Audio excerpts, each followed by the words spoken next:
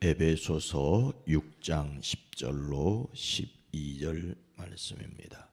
신약성경 317면입니다. 에베소서 6장 10절로 12절 말씀을 함께 읽습니다. 끝으로 너희가 주 안에서와 그 힘의 능력으로 강건하여지고 마귀의 간계를 능히 대적하기 위하여 하나님의 전신 갑주를 입어라. 우리의 씨름은 혈과 육을 상대하는 것이 아니요 통치자들과 권세들과 이 어둠의 세상 주관자들과 하늘에 있는 악의 영들을 상대함이라. 아멘. 오늘도 그리스도 예수 안에서 승리하시기를 주의 이름으로 축복합니다. 지난 주일에는 선선하다는 말씀을 드렸는데 오늘 새벽에는 쌀쌀한 것 같아요. 건강하시기를 주의 이름으로 축복합니다. 어저께 76주년 국군의 날 기념 행사가 있었습니다. 성남 서울공항 행사에서 괴물 미사일 현무 5가 처음으로 공개되었습니다. 현무 5의 이동식 발사 장치는 9개의 축으로 18개의 바퀴가 있고 이 발사 차량 위에 얹힌 원통형 발사관만 20m에 이릅니다. 발사 차량은 운전석을 정면으로 향한 채 바퀴만 돌려 사선으로 이동을 하였습니다. 현무5는 탄두 중량만 8톤에 달해서 세계 최대 벙커버스터 방카를 깨버리는 그런 것으로 유명합니다. 유사시에 은밀히 숨은 적의 지하 벙커를 파괴하는 것이 주 임무입니다. 수백 미터를 땅속으로 뚫고 들어가서 펑 터진다는 것이지요. 북한의 핵미사일 공격에 대응하는 한국형 3축 체제의 핵심 자산이라고 합니다.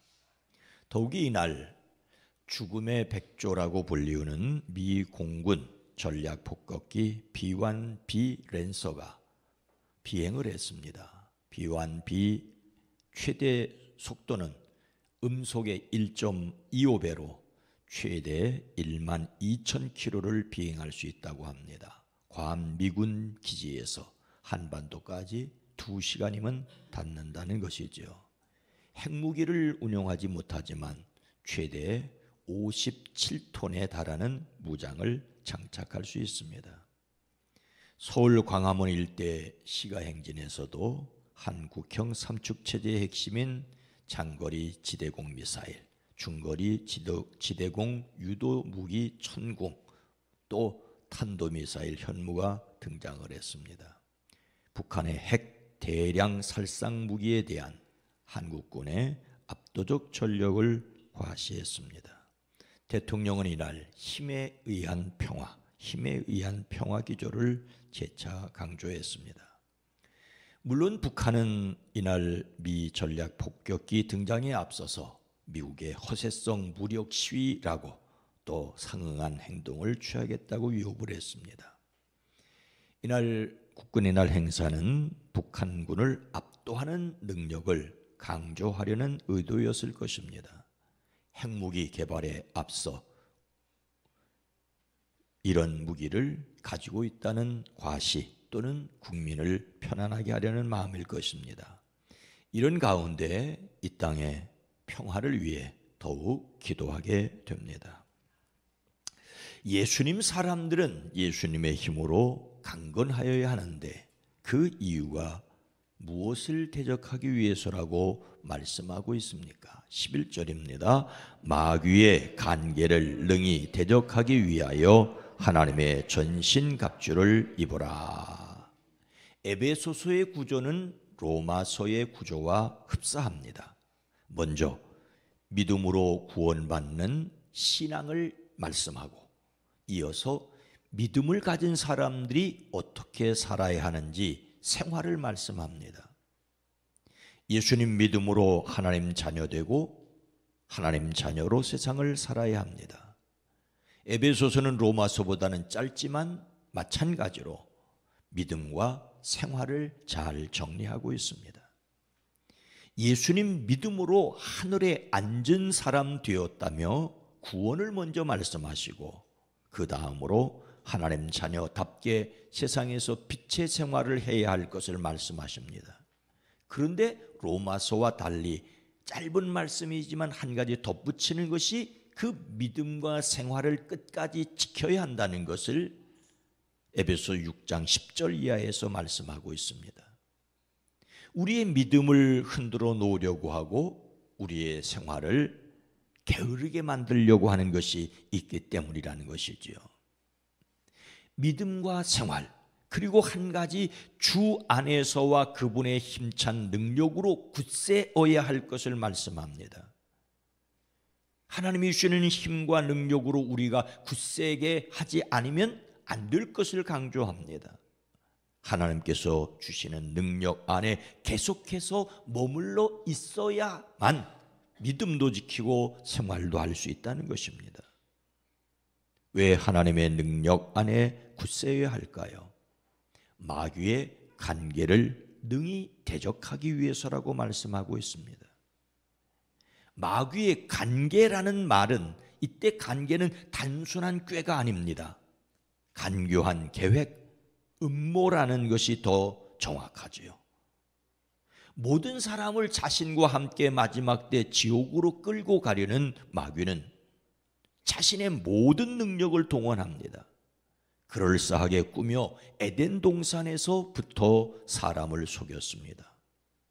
하늘에서 성령이 비둘기같이 자기에게 임하는 것을 보시고 하늘의 음성을 들으신 그 예수님이 광야에서 사역을 앞에 두고 기도하실 때 시험하고 유혹했던 사탄입니다. 광야에서 예수님을 시험할 때 예수님이 하나님의 아들이심을 알면서도 성경을 왜곡하여 유혹했습니다.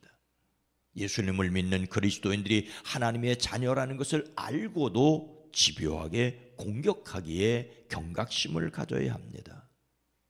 평화를 원하기에 능력을 갖추어야 하는 것처럼 평화를 누리기 위해 마귀의 관계를 대적하는 사람들이 되어지기를 주의 이름으로 축복합니다. 그리스도인들이 싸워야 할 대상은 사람이 아니라 무엇이기에 힘찬 능력으로 굳세어야 할까요? 12절은 이렇게 기록하고 있습니다. 우리의 씨름은 혈과 육을 상대하는 것이 아니요 통치자들과 권세들과 이 어둠의 세상 주관자들과 하늘에 있는 악의 영들을 상대함이라. 싸움의 상대를 바로 알아야 하지요.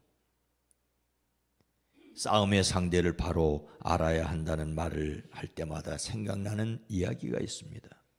어떤 아이가 지나가다 보니까 아주 힘센 사람이 주먹으로 바위를 막 깨트리고 있더래요. 그래서 가만히 가서 봤더니 바위 틈에 이를 한 마리 잡아놓고 그 이를 주먹으로 때리니 바위 틈에 있는 이가 죽나요? 바위는 깨지는데 안 죽더래요. 그러니까 그 아이가 가서 손톱으로 이렇게 하니까 죽더래요. 그러니까 그 바위돌을 깨드는 사람이 자기는 주먹으로 해도 이가 안 죽는데 그 아이는 손톱으로 이렇게 하니까 죽으니까 형님 그러더나요. 각각의 필요한 무기가 있어요. 핵무기를 대항하는 것은 핵무기. 요즘 이란과 이스라엘의 전쟁이 심상치 않은데 미사일을 대응하는 것은 미사일을 대응하는 것. 공부 잘하는 아이를 대적하기 위해서는 주먹으로 해서는 안 되고 공부를 더 열심히 해야 합니다. 달리기를 잘하는 사람을 이기기 위해서는 더 열심히 운동을 해야 합니다. 우리의 씨름은, 영적인 싸움은 혈과 육을 상대하는 것이 아니라고 말씀하고 있습니다. 사람 상대하는 것이 아닙니다. 연약한 인간을 상대로 싸우는 것이 아니라 초자연적인 능력을 가지고 있는 악한 영들을 상대하는 것입니다. 가정, 직장, 교회에서조차 눈에 보이는 사람과 싸우려고 하지 마십시오. 사람이 마귀짓을 한다고 해서 그 사람이 마귀는 아니라는 것이지요. 우리의 싸움은 통치자들과 권세들과 이 어둠의 세상 주관자들입니다. 여기서 조심해야 할 것이 있습니다. 나라의 통치자인 대통령이나 힘 있는 지도층 또는 세상 권세에 휘두르는 사람을 마귀라고 말하는 것이 아닙니다. 마귀의 여러 계층을 가리키는 말입니다. 정치 지도자나 세상 권세와 힘을 휘두르는 그들도 연약한 인간에 불과합니다.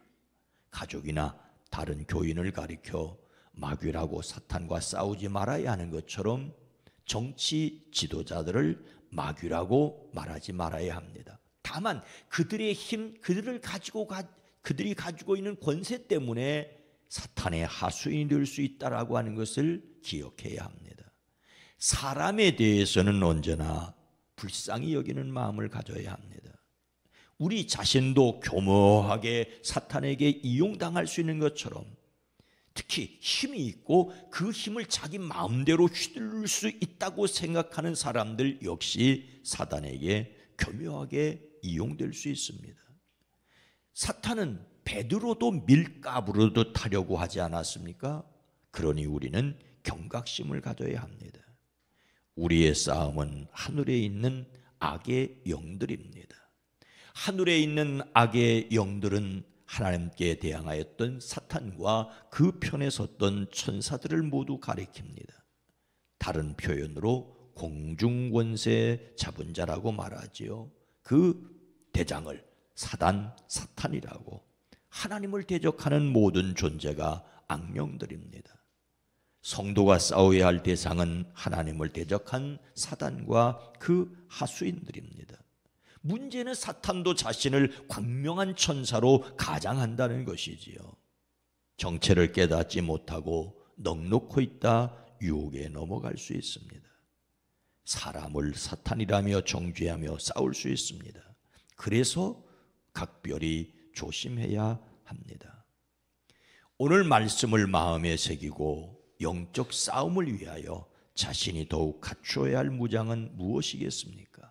13절 말씀입니다. 그러므로 하나님의 전신갑주를 취하라. 이는 악한 날에 너희가 능히 대적하고 모든 일에 행한 후에 서기 위함이라. 아멘.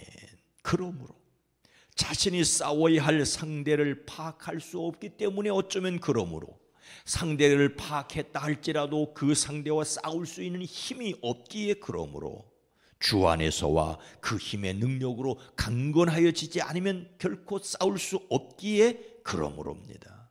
그러므로 하나님이 주시는 무기로 완전 무장해야 합니다. 우리가 읽은 10절 말씀 끝으로 앞에서 신앙을 말씀하시고 생활을 말씀하시고 그리고 그러므로 완전 무장해서 이미 얻은 신앙을 지키고 생활을 계속해 나갈 수 있습니다. 전신갑주는 온 몸을 싸는 전신을 싸는 갑옷입니다.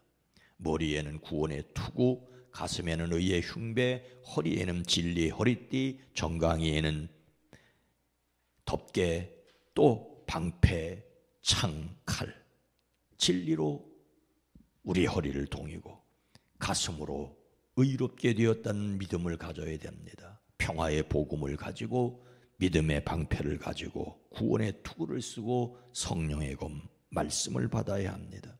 그리고 깨어 기도해야 합니다. 성도가 싸워야 할 상대는 사람이 아니라 악한 영들입니다. 마귀는 강합니다.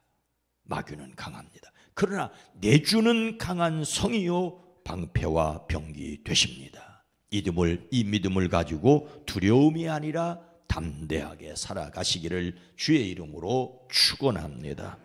거룩하신 하나님, 자비로우신 주님, 우리에게 지혜를 주셔서 악한 영들이 어떻게 역사하는지를 깨달아 알 수 있게 하옵소서. 언제라도 어떤 사람이라도 사람을 긍휼히 여길 수 있는 믿음을 주시되 사단에게 이용되는 것을 보며 사단을 대적할 수 있게 하시되 우리에게 지혜를 더하여 주시옵소서. 능력을 더하여 주시옵소서.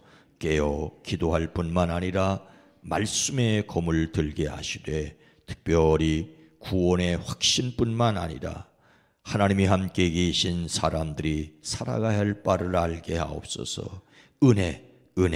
은혜를 받았기에 그 은혜로 살아내게 하옵소서.